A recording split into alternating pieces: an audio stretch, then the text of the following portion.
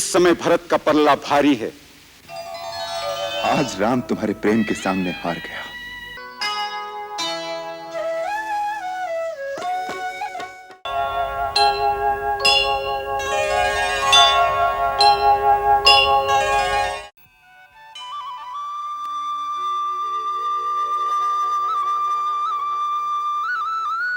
चरण वंदना गुरुदेव। कल्याण हो विधेयराज, आपका आगमन शुभ है। चिरंजीव हो।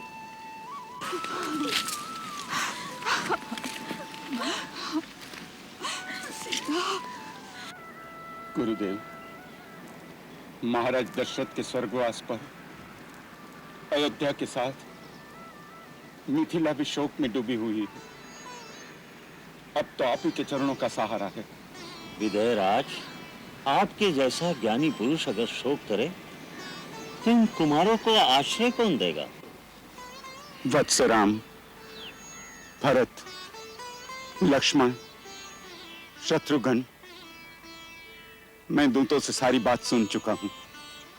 तुम चारों ने रघुकुल की कीर्ति गाथा में आदर्श स्थापित कर दिया है। तुम धन्य हो। भैया, अब तो महाराज जनक आए गए हैं, देखना कैसे सारी स्थिति संभाल लेते हैं। हाँ हाँ भैया, उनकी बात थोड़ा ही कोई काट सकेगा। हाँ, उन्हें अपनी बिटिया की चिंता तो होगी ही। वो थोड़ा चाहेंगे कि उनकी बिटिया वन में भटके। ई न कहो भैया, जनक जी कहने को राजा हैं, पर मोह माया से तनिक भी लिप्त नहीं। देखना कैसे निष्पक्ष भाव से धर्म की बात करेंगे। अपने भरत क्या कुछ कम है? उन्होंने श्री राम को कैसे धर्म संकट में डाल दिया है। इस समय तो भैया एक पलड़े में धर्म है और दूसरे में प्रेम। जनक जी को बराबर तौलना है। देखना है कौन सा पलड़ा भारी रहता है। बहन, मिथिला नरेश के आने से हम सबको बड़ी आशा बन गई। इस समय दोनों घर में वो ही सबसे बड़े हैं। मन से चिंता निकाल दो महारानी, प्रभु सबका मंगल करेंगे। दोनों भाई अपनी अपनी बात पर अटल है। मैं क्या करूं? मेरा तो हृदय कांप रहा है बहन। इतनी अधीर न हो महारानी, हर रात्रि के बाद प्रभात अवश्य आती है। अब पतवार महाराज जनक के हाथ में है। राम वन में रहे या अयोध्या में, मुझे कोई अंतर नहीं पड़ता। परंतु मेरे भरत की व्यथा जिस प्रकार मिटे, वही निर्णय महाराज दे। देवी, देवी आप उनसे अवश्य कहिएगा। अच्छी बात है। अब आज्ञा दो राजमाता। यदि थोड़े समय के लिए सीता को साथ भेज देती तो आपका बड़ा अनुग्रह होता। उसके पिता ने तो उसे अच्छी तरह देखा भी नहीं। अवश्य ले जाइए देवी, अवश्य। सीता जी, माँ के साथ जा बेटी। धन्यवाद। सुखी।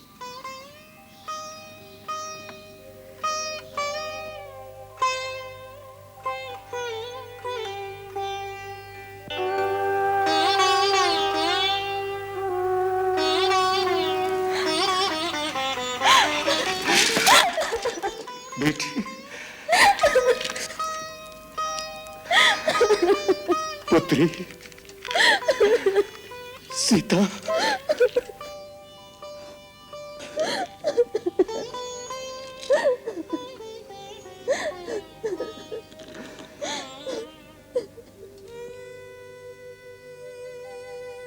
मेरी लाडली, तेरा ये वेश देखकर हृदय में करुणा का ज्वार उमड़ रहा है। परंतु पुत्री, मुझे अपार गर्व भी है कि तुमने नारी धर्म का कीर्ति स्तंभ स्थापित कर दिया। पिताजी, मैंने तो वही किया है जो आपने माता जी ने सिखाया है। अब बेटी,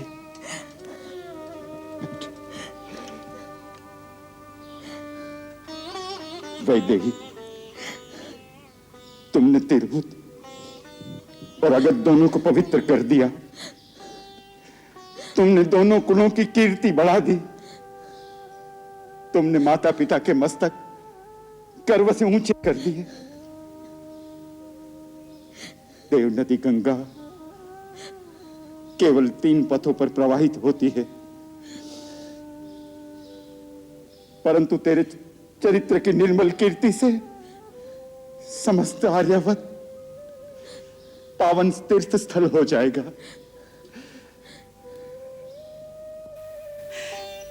सुनिए, महारानी कौशल्या कुमार भरत के लिए अत्यंत अधीर हो रही हैं। सब आप पर आस लगाए बैठे हैं। जहां मुनि वशिष्ठ जैसे ब्रह्मज्ञानी हार मान गए हैं, उसका समाधान जनक कैसे कर सकेगा? आप अवश्य समाधान कर सकेंगे महाराज। राजमाता कौशल्या, दोनों रानियां और अयोध्यावासी केवल भरत की चिंता करते हैं। रानी, भरत प्रेम की सीमा है तो राम धर्म कर्म की मर्यादा। राज्य की लालसा के लिए तो युद्ध होते हैं, होते रहेंगे, परंतु त्याग और प्रेम का यह अनोखा युद्ध मानव की महानता का प्रतीक है, जिसे देवता भी अवाक होकर देख रहे होंगे। देखना है कल की सभा में भगवान आशुतोष कर्तव्य और प्रेम का संतुलन रखकर सबके कल्याण का कौन सा मार्ग निकालते हैं। भगवान ही सब संभाल लेंगे। मां, आज की सभा में भैया की प्रतिक्रिया देखकर मैं डर गया हूं। अब आपको ही मेरी सहायता करनी होगी। आप भैया को आज्ञा दीजिए, उनसे कहिए जैसे भरत कहता है वैसे ही करें। यदि आप सचमुच मुझे अपना पुत्र मानती हैं, तो कल की सभा में आपको यह कहना ही पड़ेगा। यही बात यदि राम ने भी कही कि मुझे अपना पुत्र मानती हो, तो मेरी बात का समर्थन करो। तो 2 पुत्रों के बीच बटी हुई मां किसका साथ देगी? तो ठीक है, आप उसका साथ दीजिए जिसकी बात न्याय संगत हो, जिसकी बात आपको अच्छी लगे। अच्छी लगना एक बात है और न्याय संगत होना दूसरी बात है। भरत, कई बार जो न्याय संगत होता है उससे मन को बहुत पीड़ा देता है। मुझे शब्दों के जाल में ना उलझाओ माता। आप एक बात का निर्णय दीजिए कि आज की सभा में मेरी मांग न्याय संगत नहीं थी। जो कुछ मैंने कहा, क्या उसमें कोई दोष था?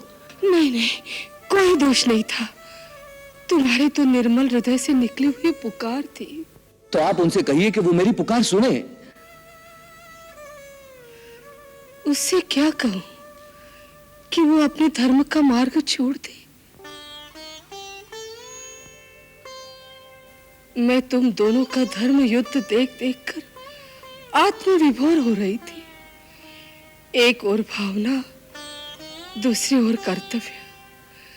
तुम्हारी भावना का प्रभाव इतना प्रबल था कि साधारण मानो तो क्या, स्वयं मुनि वशिष्ठ भी उसमें एक बार बह गए। परंतु राम की कर्तव्य निष्ठा चट्टान के उस पत्थर की तरह है जो डूब तो सकता है परंतु लहरों की वेग में बह नहीं सकता। राम पूर्ण ज्ञानी है भरत, और ज्ञानी ही सत्य की पहचान जानता है। इसलिए जो वो कहता है वही सत्य है। अर्थात आप राम भैया का ही साथ दे रही हैं, मेरा नहीं। मैं किसी का भी साथ नहीं दे रही। मुझे तुम दोनों पर गर्व है बेटे। जो भी जीते मुझे प्रसन्नता होगी। झूठ। यदि राम भैया जीत गए और वन में रह गए तो क्या आपको प्रसन्नता होगी? नहीं। अपने हृदय पर हाथ रख के कहो, क्या आप नहीं चाहती कि राम भैया, सीता भाभी और लक्ष्मण अयोध्या को लौट चले? चाहती हूँ पगले। यदि मेरे प्राण देकर भी ये संभव हो सके तो उन्हें अयोध्या ले जाने के लिए मैं अपने प्राण भी दे दूं। और आप ये भी जानती हैं, यदि आप आज्ञा देते कि राम कोई भी तर्क किए बिना अयोध्या लौट चलो, तो उन्हें मानना ही पड़ेगा। हाँ, जानती हूँ। तो फिर क्यों ये आज्ञा नहीं देती हो माँ? क्यों ये आज्ञा नहीं देती हो? इसलिए कि माँ स्वार्थी नहीं होती। राम के अयोध्या जाने से मुझे सुख होगा, इसलिए क्या उसके कर्तव्य, उसके धर्म से विमुख होने की आज्ञा मैं उसे दे दूं? भरत, तुम्हारी पीड़ा से मेरा दुख कम नहीं है, परंतु मैं अपने मोह को राम के सत्य मार्ग की बाधा नहीं बना सकती। प्रेम स्वार्थी नहीं होता पुत्र।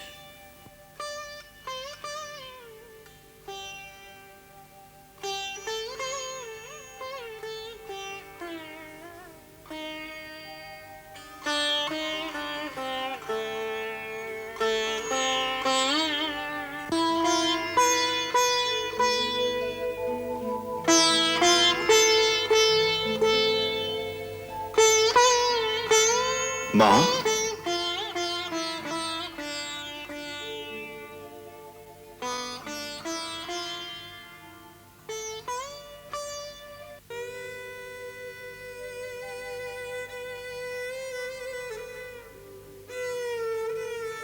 आप मुझे बुला लिया होता। राम, तुम मुझे दंड भी नहीं देते, क्षमा भी नहीं करते। मैं तो आपको दोषी ही नहीं मानता। तो क्या मानते हो? अपनी माँ। अगर तुम मुझे सचमुच अपनी माँ मानते हो तो माँ की आज्ञा मानो और लौट चलो मेरे साथ अयोध्या।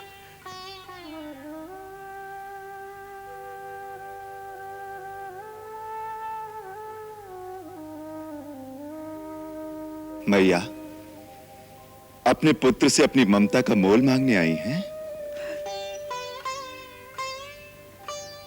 माता, यदि आपकी ममता का यही मोल है कि मैं जिसे धर्म मानता हूं उसका त्याग कर दूं, आप जिस रघुकुल की शोभा हैं उसकी कीर्ति में पिता का वचन भंग करके कलंक लगा दूं, तो कहिए, मुझे आपके चरणों की सौगंध है, मैं इसी समय अयोध्या लौट जाऊंगा। परंतु फिर मेरा जीवन रण से भागे किसी कायर की भांति एक तिरस्कारपूर्ण अस्तित्व, एक श्राप बनकर रह जाएगा।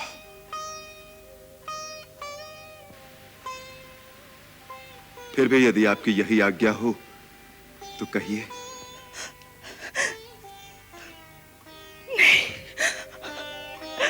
नहीं, नहीं।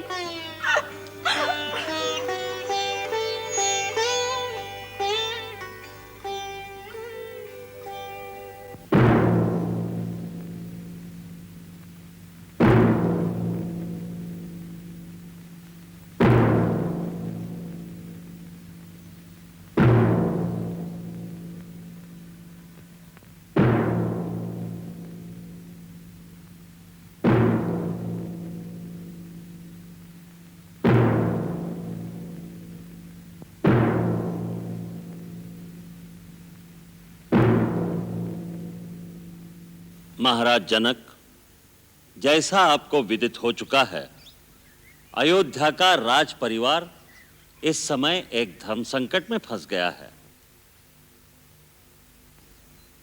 ऐसे समय में आपका आगमन सर्वतः मंगल सूचक है। इससे हम सबको धैर्य बन गया है कि आप अपने ज्ञान और विवेक से हमारा मार्गदर्शन करेंगे।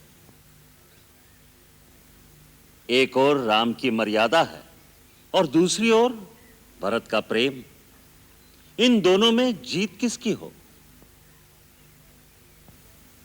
आप इस समय दोनों परिवारों में सबसे श्रेष्ठ हैं।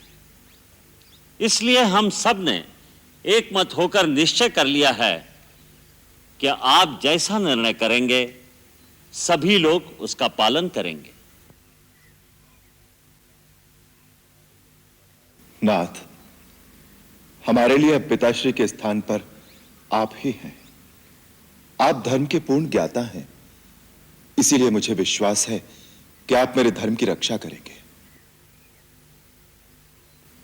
मुझे अपना सेवक समझकर आप जो आज्ञा देंगे मैं उसे पूरा करूंगा।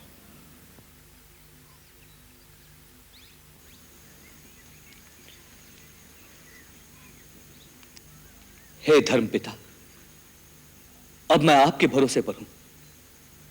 आप एक पिता की भांति मुझे अधर्म से बचाएंगे।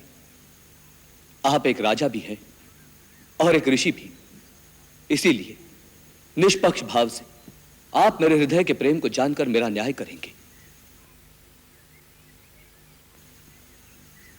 मैंने श्रीराम भैया के राज्याभिषेक की पूरी सामग्री आपके सामने रख दी है। यदि न्याय मेरे पक्ष में है तो इसी समय सबके सामने श्री राम भैया का राज्याभिषेक किया जाए। यही अपेक्षा लेकर मैं अपने आप को आपकी आज्ञा के अधीन करता हूं।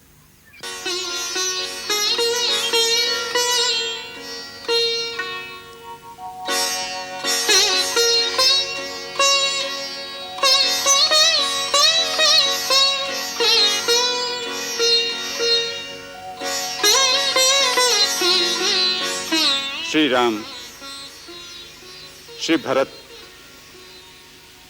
तुम दोनों में महान कौन है, इसका निर्णय तो स्वयं ब्रह्मा भी नहीं कर सकते। फिर मैं तो एक तुच्छ प्राणी हूं। एक और धर्म और मर्यादा की सीमा है, तो दूसरी ओर प्यार और ममता की परिसीमा। ऐसी दोनों महान विभूतियों के बीच निर्णय देने का साहस अत्यंत दुष्कर कार्य है, परंतु इस परिस्थिति में अपना कर्तव्य समझकर मैं भगवान शंकर के चरणों में प्रणाम करता हूं। तो जैसा उचित समझें वैसी मुझे प्रेरणा दें।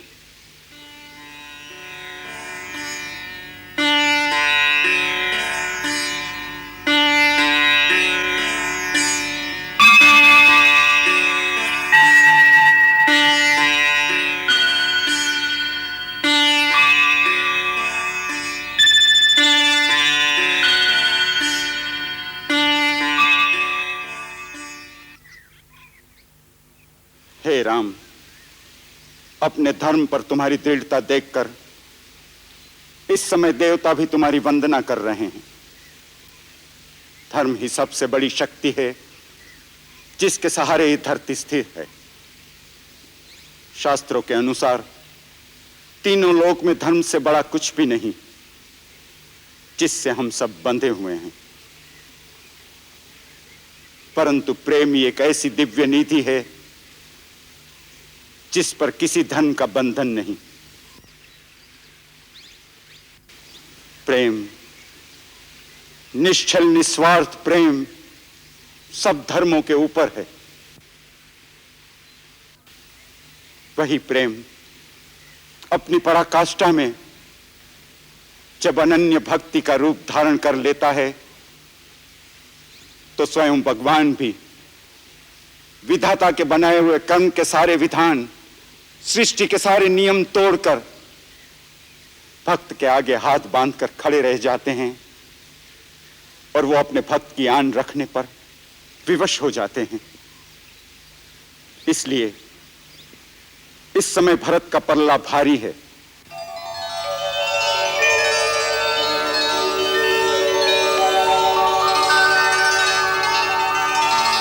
राम, भरत का प्रेम निश्चल निस्वार्थ है और वो तुम्हारा अनन्य भक्त है।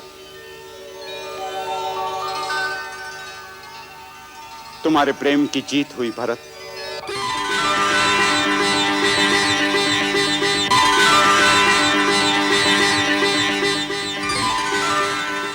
परंतु याद रखना, प्रेम का भी एक विधान है, उसके भी कुछ नियम है। प्रेम की असली शक्ति उसके निस्वार्थ होने में है, और जब प्रेम निस्वार्थ होता है तब वो कुछ नहीं मांगता।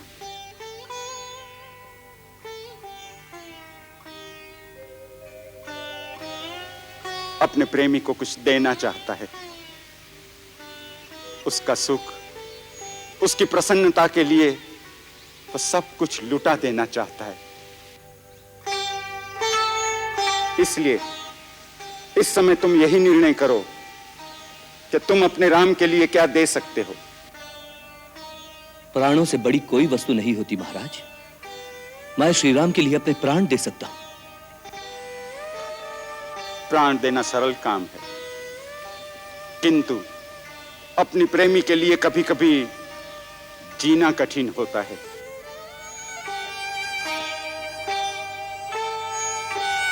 यदि तुम सच्चे भक्त हो तो श्री राम के चरणों में बैठकर उन्हीं से पूछो कि उनकी प्रसन्नता किस में है, और वो जो कहें वही कार्य प्रेम की पूजा समझकर करो।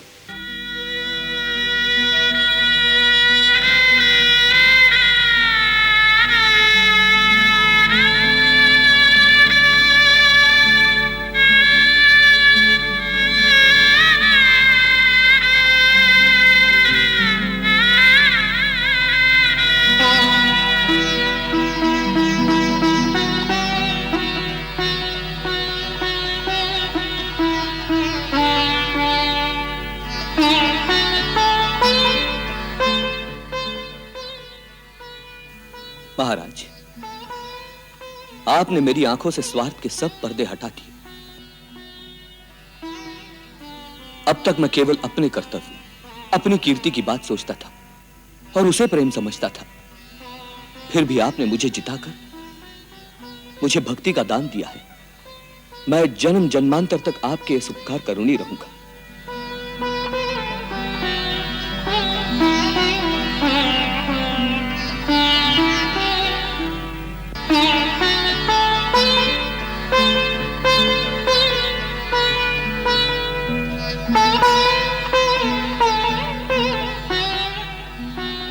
भैया,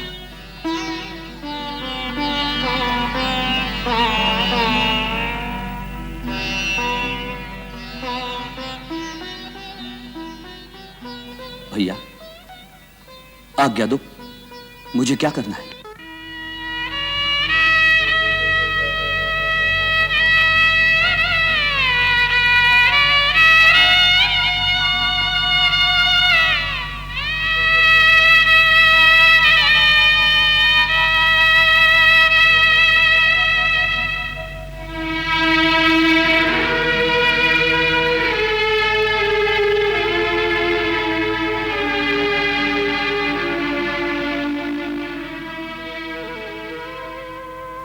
जीतने वाले नीचे नहीं बैठते भरत।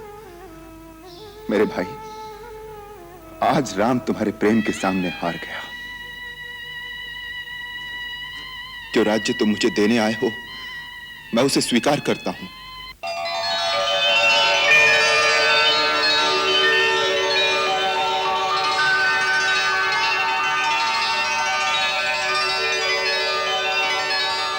परंतु पिताश्री का वचन भी झूठा ना हो, इसलिए मेरी तुमसे एक प्रार्थना है। 14 वर्ष तक मेरे स्थान पर तुम उस राज्यभार को संभालो।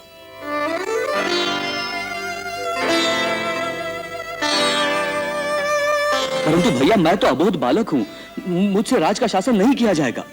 गुरुदेव, आर्य सुमंत्र और अन्य मंत्रीगण उसमें तुम्हारी सहायता करेंगे। गुरुदेव की आज्ञा से सारे कार्य करोगे तो कठिनाई नहीं होगी। सारे कार्य सुगमता से होते रहेंगे और 14 वर्ष बाद आकर मैं अपना राज्य तुमसे ले लूंगा।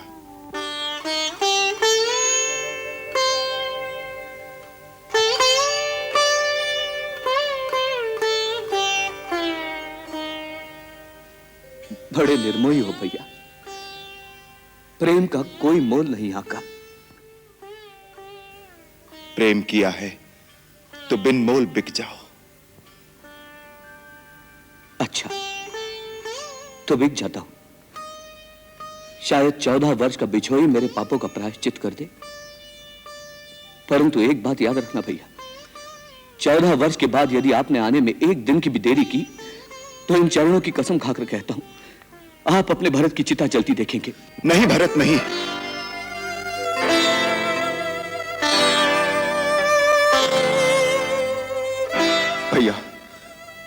तुझे वचन देता हूं, मेरे आने में एक दिन की भी देरी नहीं होगी। भैया, कुछ मांगू तो दोगे? पगले, तू मेरे प्राण मांग ले तो इसी क्षण दे दूंगा। बोल क्या चाहिए तुझे? मुझे अपनी चरण पादुका दे दो। चरण पादुका? हाँ भैया, आपका राज्य तो आपके इस सेवक के पास आपकी धरोहर के रूप में होगा। जब आप नहीं होंगे तो सिंहासन पर कौन बैठेगा? मैं आपकी पादुकाओं को आपका राज चिन्ह बनाकर सिंहासन पर रख दूंगा और नित्य प्रति उनका आशीर्वाद लेकर ही आपका राज कार्य करूंगा।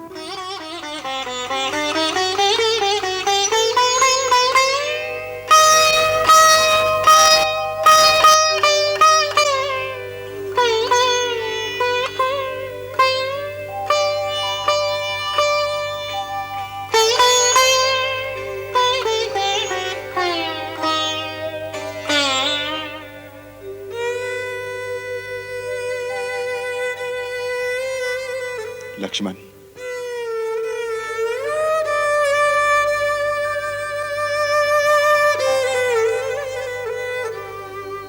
महात्मा भरत, तुम धन्य धन्य हो।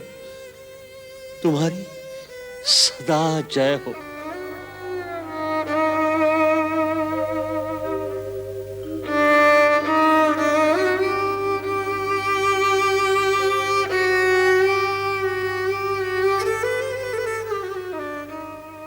भैया, एक बार अपने चरण इन पर रख दीजिए।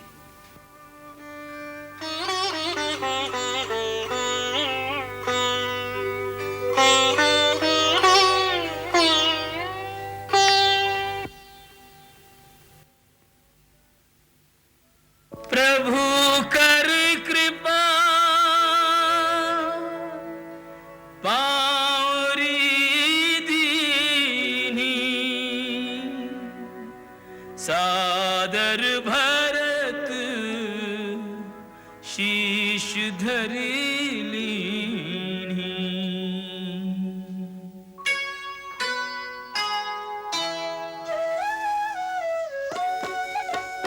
राम भक्त ले चला रे राम की निशानी, राम भक्त ले चला रे राम की निशानी।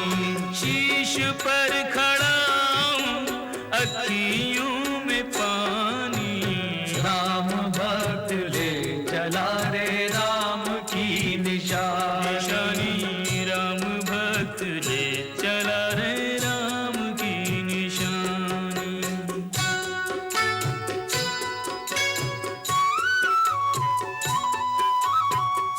शीश खड़ा ले चला ऐसे राम सिया जी संग हो जैसे।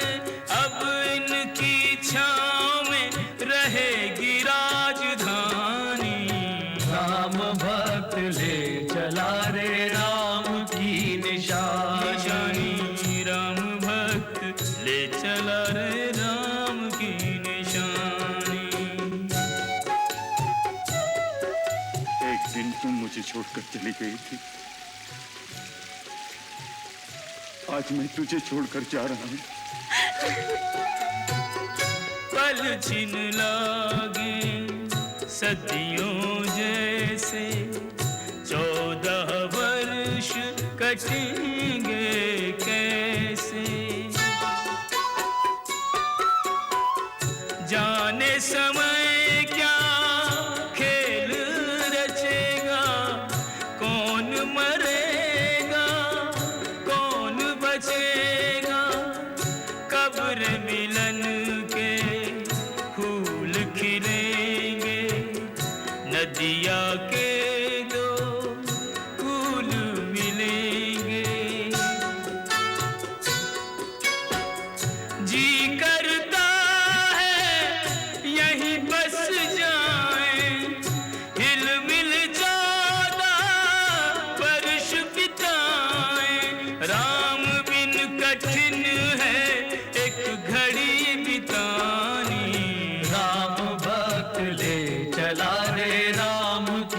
निशानी।